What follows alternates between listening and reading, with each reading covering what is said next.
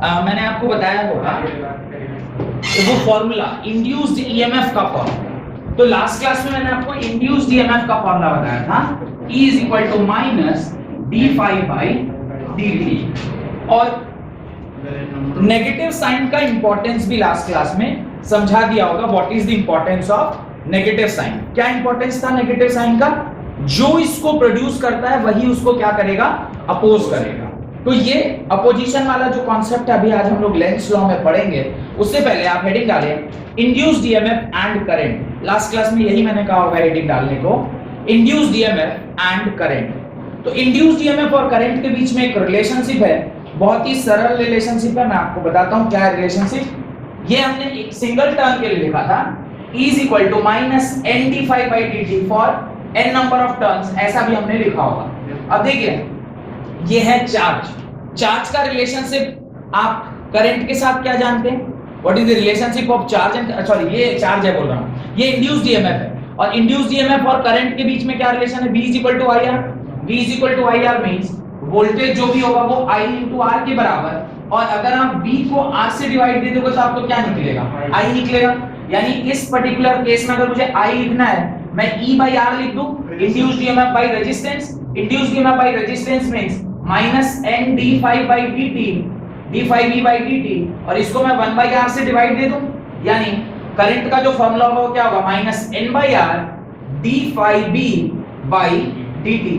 This is the formula for induced current. ये I क्या है? I is induced current। This is induced current, this is induced current। तो ये आप अपनी कॉपी में लिखें, if n is the number of turns, if n is the number of turns and R is the resistance of the coil, if n is the number of turns and R is the resistance of the coil, the magnetic flux linked with its each turn, the magnetic flux linked with its each turn changes by d phi, changes by d phi।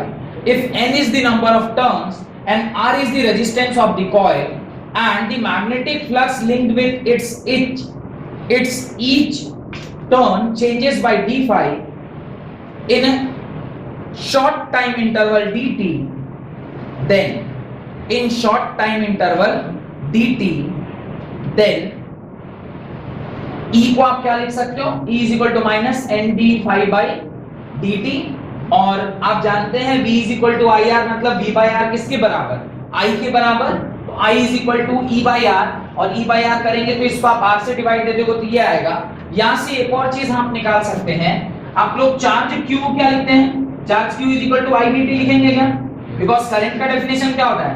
Current का definition होता है charge per unit time. तो small time period रहा तो आप dq by dt लिखते थे ना, I को dq by dt।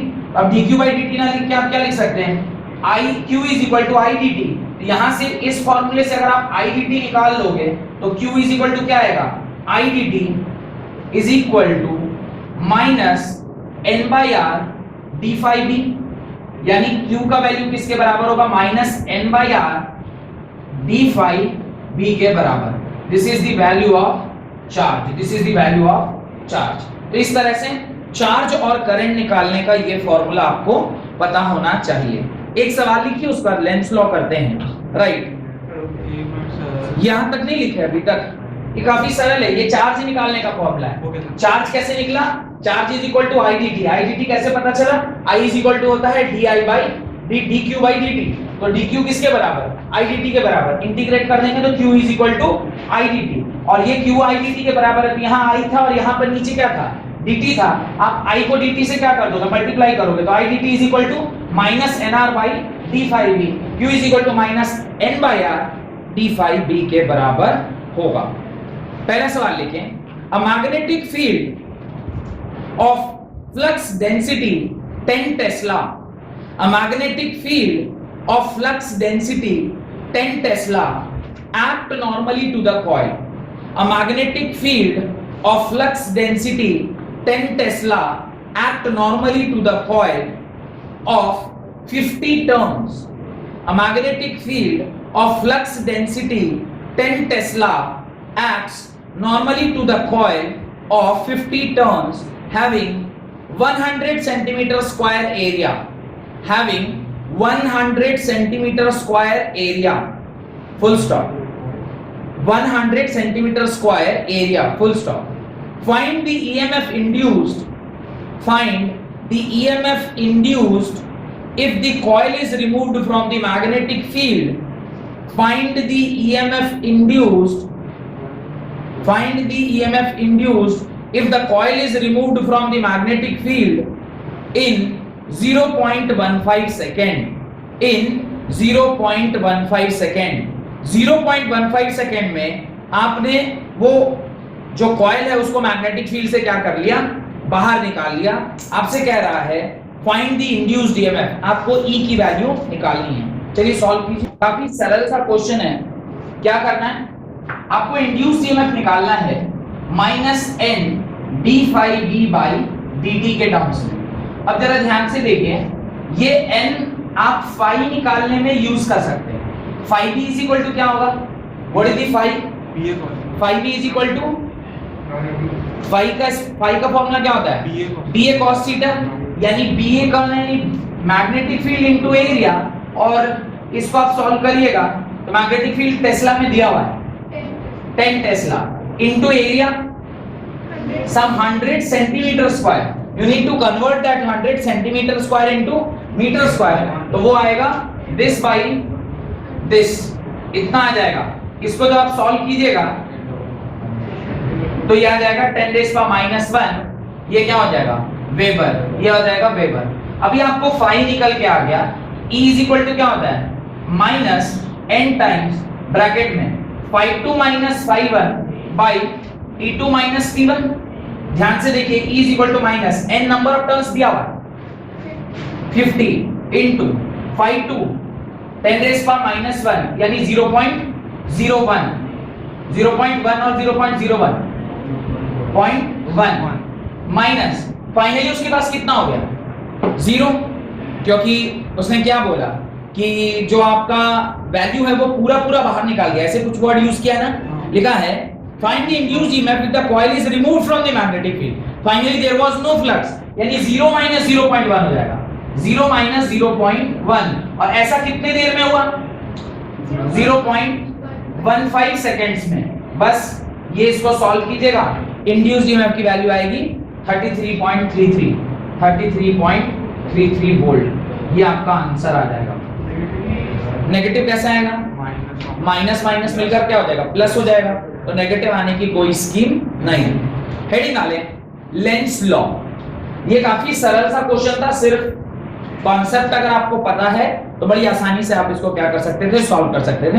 हेडिंग डालें लेंस LENZ, लेंस पोस्टॉफियस, लेंस लॉ। हेडिंग डालें लेंस LENZ पोस्टॉफियस, लेंस लॉ। लेंस लॉ एक काफी इंपॉर्टेंट सा लॉ है जो कहता है कि जो इसे प्रोड्यूस कर रहा है वो उसी को क्या करता है, अपोज करता है। लेंस लॉ काफी इंपॉर्टेंट एक फॉर्मूला है, इसको हम लोग लेंस लॉ कहते हैं। ध्यान से देखिएगा व्हाट इज लेंस लॉ।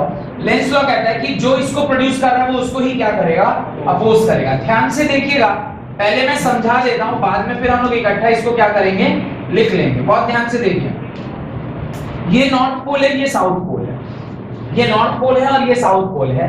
और यहां पर मैं कॉइल ले रहा हूं, दिस इज द कॉइल, जिसके अंदर आप ये चेक करना चाहते हो कि इलेक्ट्रिसिटी या इसके अंदर किस प्रकार से जो आपका ये है करंट है वो इंड्यूस्ड हुआ है। ठीक है, ये इस प्रकार से गैल्वेनोमीटर लगा हुआ है और आप डायरेक्शन ऑफ करंट इसके अंदर पता करना चाहते हो, इसके अंदर डायरेक्शन ऑफ करंट क्या होगा। जब आप इसको इसकी ओर लेकर जा रहे हैं, जब आप इसको इसकी तरफ लेकर जा रहे हैं, जब आप इसको इसकी तरफ लेकर जाएंगे तो मुझे बताइए कि जो फील्ड लाइंस इसके अंदर से अभी क्रॉस कर रही थी वो फील्ड लाइंस अब बढ़ जाएंगी या घट जाएंगी। जब आप इसके पास लेके जाएंगे तो नंबर ऑब्वियसली ये नंबर ऑफ फील्ड लाइंस यहां से क्या कर जाएगी, इंक्रीज कर जाएगी। पहले जो कम थी अब वो बढ़ गई। अच्छा, कहता है लेंस लॉ कि जो उसको प्रोड्यूस कर रहा होता है वो जो इंड्यूस्ड ईएमएफ है वो उसको क्या करेगा, अपोज करेगा, वो उसको रोकेगा। यानी अगर ये नॉर्थ पोल है और नॉर्थ पोल इसकी ओर बढ़ रहा है और नॉर्थ पोल इसकी ओर बढ़ नहीं रहा है। नॉर्थ पोल जब इसकी ओर बढ़ेगा तो उसमें नंबर ऑफ फील्ड लाइंस बढ़ेंगे। तो ये अपने अंदर इस प्रकार से करंट को फ्लो कराएगा कि वो जो करंट आएगा वो इसको क्या करेगा, इंड्यूस, उसको रिपेल करेगा, यानी इसको अपोज करेगा। अब ये अगर नॉर्थ पोल है, मैं चाहता हूं कि यहां पर ये इसको अपोज करे, तो इसकी भी पोलैरिटी क्या होनी चाहिए, नॉर्थ होनी चाहिए। तो इसकी भी पोलैरिटी क्या हो जाएगी, नॉर्थ। और जहां कहीं भी नॉर्थ पोलैरिटी होगा वहां पे जो डायरेक्शन ऑफ करंट वो क्या होगा, एंटी क्लॉकवाइज। तो यहाँ पे जो डायरेक्शन ऑफ करंट होगा वो क्या हो जाएगा, एंटी क्लॉकवाइज, यानी ये एंटी क्लॉकवाइज डायरेक्शन में करंट फ्लो करेगा, ताकि ये भी क्या हो जाए, नॉर्थ पोल हो जाए, और इस साइड क्या हो जाए, साउथ पोल, और ये इसको क्या करने लग जाए, अपोज करने लग जाए। स्टेटमेंट लिखिए, according to Lenz law, according to Lenz law the polarity of the induced EMF, according to Lenz law the polarity of the induced EMF is such that it tend to produce a current, it tend to produce a current which opposes the change in magnetic flux. It tend to produce a current which opposes the change in magnetic flux that produced it. According to Lenz's law, the polarity of the induced EMF is such that it tend to produce a current which opposes the change in magnetic flux that produces it. जो उसको produce कर रहा है वही उसको क्या करेगा, वो जो इंड्यूस्ड ईएमएफ जो जनरेट होगा या करंट ऐसी दिशा में फ्लो करेगी कि वो उसको क्या करने लग जाएगा, अपोज करने लग जाएगा। यानी अगर मैं इसे उस तरफ लेकर जा रहा हूं तो ये इसके अंदर क्या कर रहा है, इसके अंदर फ्लक्स को बढ़ा रहा है। अगर ये इसके अंदर फ्लक्स को बढ़ाएगा तो इसके अंदर उस दिशा में करंट फ्लो करेगी कि जो इसके इंड्यूस्ड ईएमएफ को बढ़ा रहा होगा वही उसको क्या करेगा, अपोज करेगा। तो अपोज करने के लिए इसकी पोलैरिटी क्या होनी चाहिए, नॉर्थ। और अगर नॉर्थ पोलैरिटी होगी तो इसमें किस तरह करंट फ्लो करेगा, एंटी क्लॉकवाइज करंट फ्लो करेगा। अब इसका एग्जैक्टली अपोजिट केस देखते हैं, जब यहां पर क्या हो रहा है। अब ये देखिए, ये बार मैग्नेट है और ये bar magnet, again this is north and this is south, but this time अब ये उसके पास जाके अब क्या हो रहा है, पीछे आ रहा है। अब जब ये इसके पीछे आएगा तो क्या होगा, ध्यान दीजिए, जब ये पीछे आ रहा होगा तो सेम अभी भी सर्किट वही है, सर्किट में कोई फर्क नहीं पड़ता। अब आप ये मानते हैं नहीं मानते कि अगर जब ये इससे पीछे आएगा तो नंबर ऑफ फील्ड लाइंस अब इसमें कम जाने लगेंगी, नंबर ऑफ फील्ड लाइंस अब इसके थ्रू कम जाएंगी। पहले 5 जा रही थी, अब मात्र 3 ही फील्ड लाइन यहां से क्रॉस करेंगे। अगर फील्ड लाइन क्या हो रही होंगी, कम कर रही होंगी, अगर number of field lines reduce हो रही होंगी तो उसमें इस प्रकार से करंट को इंड्यूस करेगा कि नंबर ऑफ फील्ड लाइंस अब बढ़े। बढ़ने के लिए इसको क्या करना पड़ेगा, इसको क्या करना है, अट्रैक्ट करना होगा। अट्रैक्ट करने के लिए ये अगर नॉर्थ पोल है तो यहां पर कौन सी पोलैरिटी डेवलप होनी होगी, साउथ पोल। और अगर यहां साउथ पोल पैदा हुआ तो साउथ पोल पैदा होगा, यानी करंट कैसा होगा, क्लॉकवाइज डायरेक्शन। यानी जब कभी भी इस तरफ नॉर्थ पोल है और वो उसकी तरफ बढ़ रहा है, वो उसकी ओर जा रहा है, number of field lines increase कर रहा है, तो वो उसको क्या बोलेगा, तो number of field line increase करो, मैं इस दिशा में करंट को बहने के लिए बोलूंगा कि तुम्हारे नंबर ऑफ फील्ड लाइंस को क्या करेगा, अपोज करेगा।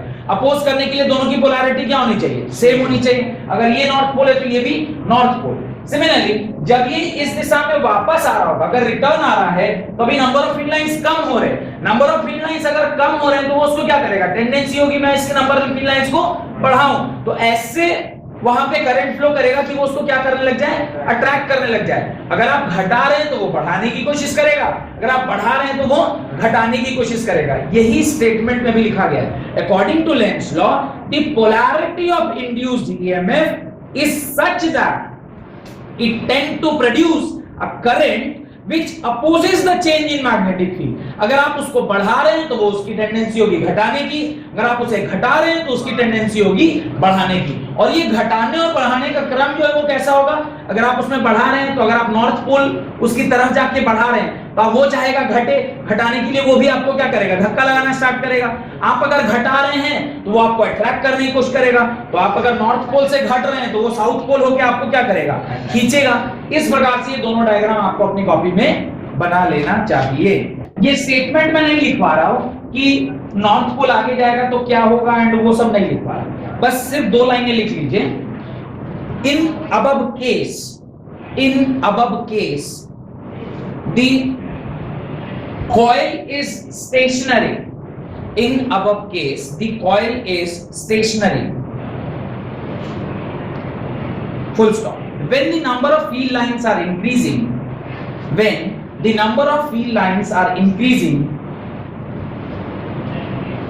the induced current is flowing in such a way that the induced current is flowing in such a way that it opposes the increased magnetic flux. It opposes the increased magnetic flux. It opposes the increased magnetic flux. Whereas when the magnetic field is decreasing, when magnetic flux is decreasing, in order to oppose it,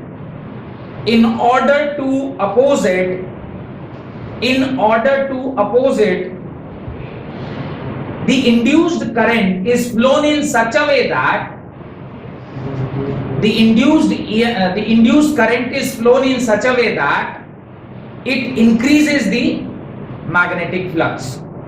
It increases the magnetic flux. Got it? Done. Paragraph change करके अभी ऊपर जो आपने diagram बना उसके नीचे लिखिए case 1. अभी आपने डायग्राम नाम लिखिए केस 1. ऊपर जो डायग्राम तो बनाए ना उसके बगल में लिखिए केस 1. ये केस 1 था और अब केस 2 लिखाऊंगा. तो अभी केस 1 लिख दीजिए दोनों डायग्राम के ऊपर. Case 1. This is case 1 where both the loops are stationary. अब लिखिए when the loops as well as the bar magnet are moving. When both loop as well as the bar magnet are moving.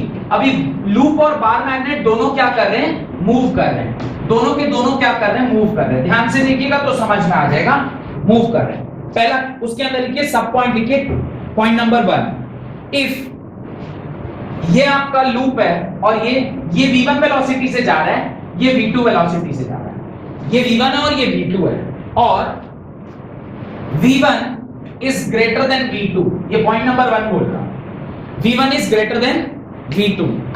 क्या होगा देखिए, अगर v1 बड़ा है v2 से तो ओवरऑल बस आपको इतना ही चेक करना है कि नंबर ऑफ फील्ड लाइंस बढ़ेंगे कि घटेंगे. अगर v1 बड़ा है v2 से तो ये तेजी से चल रहा होगा, ये धीरे धीरे चल रहा होगा. यानी overall number of field lines इसके थ्रू बढ़ रहे होंगे, घट रहे होंगे, बढ़ रहे होंगे. अगर बढ़ रहे होंगे तो ये इसको क्या कहेगा? अपोज करेगा. और अपोज करने के लिए इसको रिपेल करना स्टार्ट करेगा तो इसकी पोलैरिटी क्या आएगी? नॉर्थ आएगी. Done. Second number case number 2 ठीक इसका उल्टा. केस नंबर 2 क्या है? ये अभी भी किस तरफ जा रहा है? इसी ओर जा रहा है, लेकिन इस बार ये v1 और ये इसका जो वेलोसिटी है वो v2 है, पर दिस टाइम v1 इज छोटा than v2. v1 is smaller than v2. अभी क्या होगा? जब v1 छोटा है v2 से तो ये क्या करेगा? धीरे धीरे फील्ड लाइंस कम हो रहे होंगे, बढ़ रहे होंगे. अभी आगे वाला तेज से भाग रहा है और पीछे वाला धीरे धीरे भाग रहा है, तो रिलेटिवली देखा जाए तो नंबर ऑफ फील्ड लाइंस घटेंगे कि बढ़ेंगे? घटेंगे. अगर नंबर ऑफ फील्ड लाइंस घटेंगे तो ये इसको अपोज करने के लिए क्या करेगा? बढ़ाएगा. और बढ़ाने के लिए क्या करना पड़ेगा? इसको अट्रैक्ट करना होगा. अट्रैक्ट करने के लिए इसकी पोलैरिटी क्या आएगी? साउथ पोल की आएगी. यहां तक कोई दिक्कत? ठीक है. ये 2 केस ही हो गए. तीसरा केस, थर्ड केस, मैं डायग्राम नहीं बना रहा हूं पर ये देख रहा हूं. v1 इस तरफ है और v2 इस तरफ. अगर दोनों एक दूसरे की तरफ आ रहे हैं, तो नंबर ऑफ फील्ड लाइंस बढ़ रहे होंगे, घट रहे होंगे? बहुत ज्यादा तेजी से बढ़ रहे होंगे. दोनों एक दूसरे के तरफ आएंगे तो बहुत ज्यादा स्पीड से बढ़ रहे होंगे, क्योंकि ये भी इधर आ रहा है और ये भी इधर आ रहा है. तो मैग्नेट भी नजदीक आ रहा है और कॉइल भी नजदीक आ रहा है. दोनों जब नजदीक आएंगे तो इस कॉइल से नंबर ऑफ फील्ड लाइन जल्दी जल्दी बढ़ रहा होगा. तब इस केस में क्या होगा? नंबर अगर फील्ड लाइंस बढ़ रहे हैं तो अगर इसकी पोलैरिटी ये अगर इस प्रकार से मैंने बनाया है, this is north and this is south, तो नंबर ऑफ फील्ड लाइन चूंकि बढ़ रहे हैं तो इसको क्या करेगा? रिपेल करेगा. और रिपेल करने के लिए इसकी पोलैरिटी क्या आएगी? नॉर्थ. यहां पे मैंने ये बनाया नहीं है, ये आप अज्यूम कर रहे हैं, यहां पे बना हुआ है. और एक लास्ट केस जहां पर दोनों एक दूसरे से क्या जा रहे हैं? दूर जा रहे हैं. अभी चौथा केस जो है वो दोनों एक दूसरे से क्या जा रहे हैं? दूर जा रहे हैं. तो मान लीजिए ये चौथा केस मैं यहां बता रहा हूं. ये भी v1 है और यहाँ V2 है और दोनों एक दूसरे से क्या जा रहे हैं, दूर जा रहे हैं। अगर दोनों एक दूसरे से दूर जा रहे होंगे क्या होगा, नंबर ऑफ फील्ड लाइंस बढ़ेगा कि घटेगा, नंबर ऑफ फील्ड लाइंस घटेगा। और नंबर ऑफ फील्ड लाइंस अगर घटा तो वो एक दूसरे को क्या करेगा, अपोज करेगा, तो उसको बढ़ाना चाहेगा, बढ़ाना चाहने के लिए वो उसको क्या करने लग जाएगा, अट्रैक्ट करने लग जाएगा। तो यहाँ पर भी मैं मैग्नेट बना दे रहा हूँ। मैग्नेट यहाँ पर कैसा बना हुआ है, मैग्नेट को जिस तरह से ये नॉर्थ पोल ये साउथ पोल, तो अगर ये घट रहा है तो इधर की पोलैरिटी कैसी आएगी, साउथ पोल, और यहाँ की पोलैरिटी कैसी आएगी, नॉर्थ पोल। ये 4 केसेस आपको लिखना है। केस नंबर 1 माने केस 2 के अंदर 4 point, 1 point, 2 point, 3 point, 4 point. Point number 1 लिखिए, when V1 is greater than V2, और ये डायग्राम बनाएगा, when V1 is greater than V2, और जब कभी भी V1 V2 के बराबर बड़ा है तो यहाँ पर जो पोलैरिटी आएगी, आपको बस एक ही चीज ध्यान रखना है कि नंबर ऑफ फील्ड लाइंस क्या हो रहे हैं, बढ़ रहे हैं। और नंबर ऑफ फील्ड लाइंस अगर बढ़ेंगे